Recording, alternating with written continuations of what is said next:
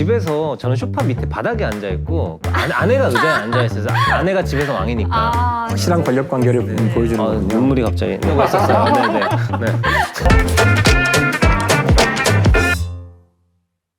와, 이번에도 어마어마한 분이 나오십니다. 정말 제가 무슨 복이 있어서 이렇게 정말 대단한 분들을 만나는지 매 순간 정말 감동입니다. 정말로.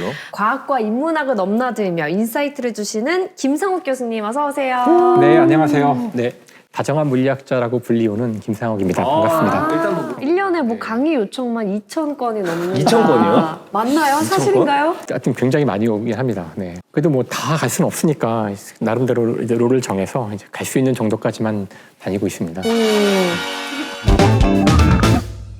오늘 저희가 다룰 주제는 되게 특별하다고 하면 특별할 수 있고 또 특별하지 않다면 특별하지 않을 수도 있어요. 사실 사람이 태어나서 말을 먼저 배울까요? 아니면 앉는 걸 먼저 배울까요? 제가 조카가 있는데 먼저 앉아 있더라고요. 아직 말은 못해요. 또 우리의 일상을 보더라도 아침에 눈을 뜨고서 첫 번째로 하는 행동은 앉는 거예요. 앉았다 일어난 다음에도 그 다음에 무언가를 한다는 거는 또 무언가 어디 가서 앉는다는 뜻입니다. 직장인들은 뭐 예를 들어 9 to 6면은 거의 8시간 이상은 계속 앉아 있는 거잖아요. 그렇죠. 현대인들은 의자가 가장 많은 시간을 보내는 가구일 거라고 생각해요. 정말 옛날엔 사실 바닥에는 앉아 있을 테지만 의자를 만들어서 앉은 건 언제부터인지는 잘 모르겠는데 가장 오래된 의자는 신석기 시대까지 거슬러 올라가는데요. 신석기 시대의 유적지 가운데 터키에 있는 유적지에서 나온 이 유물을 보면은 토우라는 게 있어요. 흙으로 만든 어떤 인형 같은 건데요. 네모난 사각형 의자 같은 곳에 한 여성이 이렇게 앉아 있는 거거든요. 그럼 그때도 지금처럼 다리가 4개가 붙어 있거나 하는 그런 비슷한 형태였을까요? 그렇죠. 아까 그 토우의 모양이 정확히 이렇게 사각형으로 돼 있어요. 그러니까 그 다리가 4개 있는 의자는 아주 처음부터 나온 것이 아닐까. 와, 아니 역사가 그렇게 오래됐다고요? 생각했던 것보다 훨씬 더 신석기 시대? 예전이고. 그럼 일단 경제적으로 생각하면 적을수록 좋잖아요, 경제적으로 그렇죠. 생각하면. 단가 낮춰야 돼요. 단가를 낮춰야 되니까. 기둥에 네. 단가를 낮춰서. 그러면 여기서 질문은 몇 개까지 줄일 수 있을까가 아마 질문이 될 것 같아요. 사실 중력 때문에 모든 물체는 다 땅으로 떨어져야만 돼요. 그렇죠. 근데 거기에 대해서 서 있을 때 안정성이 있다는 뜻은 이것이 넘어지지 않아야 한다는 뜻인데 네. 이게 넘어지지 않기 위한 조건이 무엇일까를 따져봐야 돼요. 물리학적으로 넘어지지 않기 위해서는 2가지 조건이 필요해요. 첫 번째는 제가 땅을 이렇게 딛고 서 있을 때 이렇게 서 있으면은 네. 제 이 발 2개 발바닥과 이 발끝을 이어서 만들어지는 사각형이 나오거든요. 네. 저를 아래로 봤을 때 그림자 같은 부분인데 네. 이 사각형이 안정구역이에요. 그 다음에 제 몸에는 무게중심이 있어요. 보통 저희 배꼽 약간 아래쯤에 있는데 코어. 이 코어죠. 네. 무게중심으로부터 이 땅을 향해서 수직으로 선을 내릴 수가 있어요. 수직선을 가상의 선을 내렸을 때 그 선이 만나는 곳이 이 안정 영역 안에 있을 때 안 넘어져요. 삼각형으로 되어 있는 다리가 3개인 물체는 변 방향으로 밀었을 때 쉽게 넘어질 수가 있지만 사각형은 훨씬 더 넘어뜨리기가 어려워요. 물론 오각형이면 더 안정하고 육각형이면 더더욱 안전해요. 맞아요. 보통 사무실 의자는 5개로 달려있는 게 많잖아요. 사무실 의자는 우리가 이렇게 갖고서 움직이기도 하고 더 많이 이렇게 몸을 왔다 갔다 하기 때문에 안정성을 높이기 위해서 5개까지도 있어요. 하지만 뭐 그렇게 의자가 많이 움직이지 않는 상황이라면은 4개 정도면 충분하다는 거죠. 신석기 때부터 의자가 시작이 됐으면 사람들은 그때부터 계속 의자에 앉기 시작한 거예요? 의자가 지금처럼 이렇게 보편적으로 저희 다 의자에 앉아 있는데 이렇게 된 지는 불과 한 200년? 역사에 비해서는 얼마 안 됐네요. 2, 그러네요. 300년?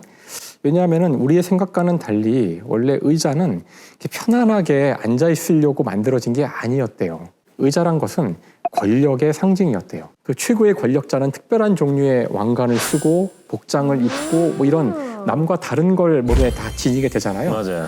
의자는 그런 종류의 부속품이었다는 뜻이에요. 그 옛날에 그 이집트 영화 같은 데 보면은 파라오만 되게 높은 계단 위에 의자에 앉아 있고 나머지 백성들은 다 그냥 땅바닥에 머리를 조아리고 있잖아요. 사실 가만히 보시면 파라오가 앉아 있는 그 의자는 대단히 불편하게 생겼어요. 직각이거든요. 화려하지만 편해 보이진 않아요. 그러니까 그게 편하게 파라오가 쉬려고 만든 것이 아니라 거기에 자신만 이렇게 딱 앉음으로써 다른 사람들은 오히려 편안하게 서 있거나 앉아 있는 건데 원래 인간의 신체 구조는 이렇게 의자와 같은 형태에 앉아 있도록 만들어지지 않았거든요. 원래 우리 몸은 땅바닥에 주저앉도록 만들어져 있는 그런 다른 침팬지와 고릴라와 다르지 않은 몸이었었는데 그 의자, 즉 왕이 앉는 그 특별한 종류의 가구는 우리가 왕좌라는 말이 권력이기도 하거든요. 그래서 일반인은 감히 앉을 수도 없었을 뿐더러 앉는 게 불편하기 때문에 앉으려고 하지도 않았다는 뜻이에요. 집에서 저는 소파 밑에 바닥에 앉아 있고 아내가 의자에 앉아 있어서 아내가 집에서 왕이니까 비슷한 것 같은데요. 확실한 권력 관계를 네. 보여주는 거군요. 눈물이 갑자기. 네. 해리포터. 아, 네네. 이제 중세가 지나면서 르네상스가 지나고 하면서 귀족이나 이런 사람도 앉을 수 있게 되고 사람들이 권력을 뭔가 가지고 싶어 하면서 의자가 조금씩 퍼져가기 시작했던 거예요. 200년 전쯤부터 이렇게 의자가 보편화됐다고 얘기를 했는데 200년 전에 있었던 중요한 사건은 산업혁명. 산업혁명. 아, 제가 하려고 그랬는데 조금만 시간을 주시지. 하나 더 있어요. 하나 더 있었어요? 아, 전 산업혁명을 하려고 했었어요. 네네. 네. 둘 다 해보시죠 그러면. 전쟁? 이것도 혁명인데. 프랑스 혁명? 그렇죠. 이제 왕에게만 있었던 권력이 더 많은 사람들에게 간 것이거든요. 시민혁명이 일어난 이후에 자본가들이 이제 정권을 또는 권력을 잡게 되는데 그들이 뭘 하냐면은 귀족과 왕이 하던 걸 따라 하려고 그래요. 원래 왕하고 그런 귀족만이 자신의 그 개인적인 어떤 음악을 하는 사람들을 데리고 음악을 들을 수 있었는데 이제는 음악회를 열어서 티켓을 끊어서 간다든가 미술관을 만든다든가 이런 식으로 왕과 귀족이 하는 걸 따라하기 시작하는데 거기에 나도 의자가 들어가는 거예요. 네. 나도 왕이 돼보자. 나도 귀족이 돼보자. 이런 거에서 시작한 거고 또 하나는 산업혁명인데 산업혁명은 좀 다른 의미로 의자를 보편화시켜요. 산업혁명의 핵심은 바로 인간의 힘이 아닌 기계가 인간의 일을 해주게 되는 건데요. 즉 기계와 인간이 함께 일을 하게 됐다는 뜻이에요. 사람들이 의자에 앉아서 기계와 같이 기계의 한 부분이 되어서 반복되는 작업을 계속 해야 되는 그 산업혁명 시기에 또 하나 만들어진 시스템이 학교라는 시스템이에요. 그 전까지 학교는 귀족들만 가는 곳이었어요. 이제 공교육이라는 뜻은 모두가 갈 수 있다는 뜻인데 노동자로서 일을 하기 전에 이들을 훈련시키는 겁니다. 기계와 함께 일하기 위해서는 정시에 공장에 가서 기계가 작동되는 1시간 동안 꼼짝 않고 그 자리에 앉아 있을 수 있어야 되고 시스템에 이들을 적응시키는 거였죠. 지금도 학교의 중요한 기능 중에 하나는 그거예요. 원래 의자에 몸이 맞지 않았던 우리 인간이 의자에 적응하기 시작한 거죠. 의자에 있는 거는 권력이 있는 멋있는 일이면서 동시에 산업화 시대에 필요했던 일이기도 했던 것이죠. 이 둘이 다 결합하면서 의자는 전면적으로 인간의 문명에 들어오게 됩니다. 이제 19세기 후반에 들어가기 시작하면은 그전엔 존재하지 않았던 새로운 종류의 직종들이 만들어지기 시작해요. 바로 사무직입니다. 사무직. 앉아서 일하는 사무직, 대표적인 드디어. 직업. 네. 인류 역사에는 사무직이라는 직종이 없었어요. 네. 하루 온종일 의자에 앉는 사람들이 생겨난 거죠. 이제 전면적으로 의자에 앉기 시작하자 수많은 문제가 생겨납니다. 그 이전까지 존재하지 않았던 병들이 많이 생겨나요. 어떤 병이요? 원래 이 요통, 허리가 아프다거나 디스크, 목이 아프다거나 이제 이런 병들은 역사에서 별로 잘 나오지 않는 병이에요. 19세기가 지나가면서 갑자기 이 병이 너무나 많아져서 지금은 여러분 주위에 요통이나 이 목 디스크 같은 디스크 터진 사람들 이런 많아요. 질환을 네. 겪는 사람이 너무나 많다 보니 이게 굉장히 보편적인 병이 돼버렸거든요. 현대인의 질병이죠. 오래 앉아 있어서 생긴 거구나. 그래서 이렇게 병이 많이 생기게 되자 안 되겠다. 뭔가 의자를 사람들이 지금은 앉을 수밖에 없게 돼버렸는데 좀 사람 몸에 맞도록 만들어야 되지 않을까? 그러니까 인체 공학적인 설계를 해야 되지 않을까? 조금 더 편하게 오래 앉아 있을 수 있게. 그나마 좀 편하게 만들어 봐야 되겠다는 생각이 나오기 시작하는 거죠. 사실 여기에는 그 중요한 어떤 역사적인 사건이 있었어요. 그 전투기가 2차 세계대전 때 굉장히 중요한 역할을 합니다. 비행기가 정말 맞아요. 중요한 역할을 하게 되는데 네. 전쟁이 끝날 때쯤 되면은 이제 전투기의 성능이 많이 좋아져서 제트기라는 게 만들어져요. 제트기. 문제는 자꾸 뭔가 사고가 나는 거예요. 놀랍게도 이 제트기에서 일어나는 사고의 상당 부분이 이 조종사들이 굉장히 불편해서 그렇다는 겁니다. 특히나 의자가 불편한데 어떻게 사고로 이어지는 걸까요? 자동차를 모시는 분들은 알겠지만 처음 타면은 차를 자기 몸에 맞춥니다. 이렇게. 만약 그게 내 맘대로 맞출 수가 없고 앞 사람이 타던 대로 그냥 앉아 타라 그러면은 물론 그거 이렇게 진짜 탈 수야 위험해요. 있겠지만 그럼 페달이 잘 발에 안 닿을 수도 있어요. 위험해지겠죠. 네. 딱 그걸 생각하시면 돼요. 그러니까 비행기의 조종석을 그냥 하나의 딱 고정된 형태로 만들었다는 뜻입니다.